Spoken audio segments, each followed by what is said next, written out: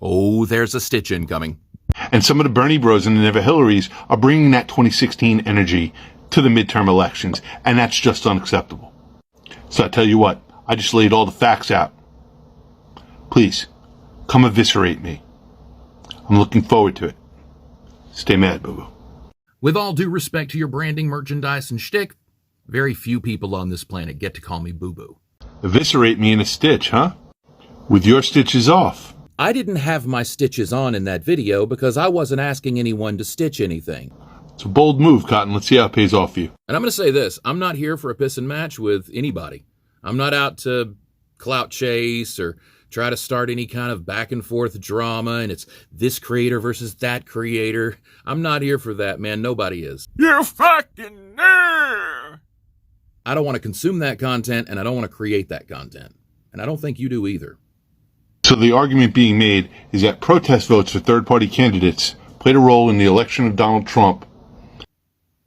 I mean, I just want to be sure where we're at, that you're making a call to use your platform and a follower base far greater than mine to bully people who are at least 80% your ideological ally. You're using that opportunity to look at people who probably in November most assuredly would walk into the voting booth and vote blue. Maybe not no matter who, but they would certainly skew blue. And you're looking at those people and you're blaming them for all of the world's problems. And I'm going to try to put this in very simple math for you, Scotty, because you seem like you get stuff. The only people to blame for Donald Trump being the president of the United States, aside from hackers or what have you want to call it, but realistically, the only people to blame are the 75,266,000 blah, blah, blah people who voted for him. The only people to blame for Donald Trump getting elected in 2016 were the millions of people who went into the voting booth and decided to vote for Donald John Trump. The people who said, Trump said he wanted to sleep with his daughter, and he says what I think, so let me vote for him. Those people are the only people to blame. And I understand that's an inconvenient truth for a lot of creators out there because we get fatigued and tired of blaming each and every single Republican voter and demonizing one entire side. But that entire side are the only people who went and voted for Donald Trump. Those people are the only people who heard Donald Trump say the things he said, do the things he did, and still went in and voted for him. Now, when you look at anyone, and I'm talking about Hillary voters and non-Hillary voters, I'm even talking about the Bernie bros and the Never Hillarys, whatever it is, I'm talking about them all. I'm talking about your socialists, your communists, your democratic socialists, your progressives, your liberals, your Democrats, everything left of fascist. Everything left of fascist, Scotty, is and needs to be our ally. And I can't implore that upon you enough. And I'm going to ask you publicly to use your platform responsibly, to use your platform with a little better pragmatism, to say that we need to encourage people to vote. We don't need to encourage people to vote for our candidate because that's some morally, ethically problematic waters. Our ideas will sell. Our record may not. Joe Biden. But the ideas will sell. And moreover, with the right, as splintered as they are, about to fracture in half, your divisive, conservative propaganda rhetoric of dividing the left and pushing socialists farther away. I've heard your videos and you going after Matt Galvatron. I don't agree with everything dude says.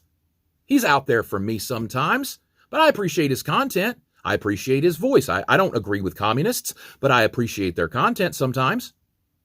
And you want to push those people away when those people, 75, 80%, maybe more, are our ideological allies.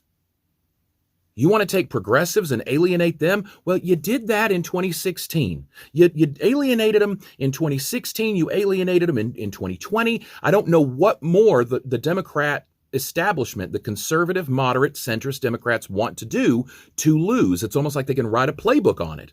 But your bully tactics are un-American. I just called you un-American. And And I'm not out to start shit with you, bud. I'm trying to explain to you that when you get on a platform and you start bullying people to vote for your candidate, and you bully them if they didn't. I know people who didn't vote for Hillary Clinton. I know people who didn't vote for Donald Trump. Both of those people are my ally because both of those people didn't vote for Donald Trump. Anyone who couldn't stomach the nerve to vote for Donald Trump is our ally today, even if they didn't vote in 2016. And let me tell you something. Not voting is a cardinal sin for me in this country. It's the least you can do for being an American citizen, the very least you can do. And many don't do it. And I blame a lot of them, most of them, for not sparing us from Donald Trump. As should you. Except that those people who didn't vote because they wouldn't vote for Donald Trump, they too are our allies. And they should be. Because anything left of fascist should be our ally. And the constant pull of moderate Democrats, centrist conservative Democrats, to pull us closer to center is appalling.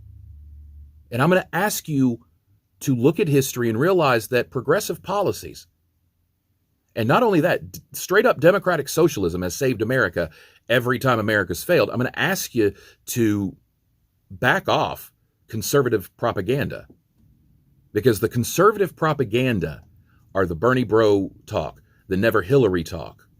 It's demonizing the people on the left that share your ideology and pushing those people into more disenfranchisement.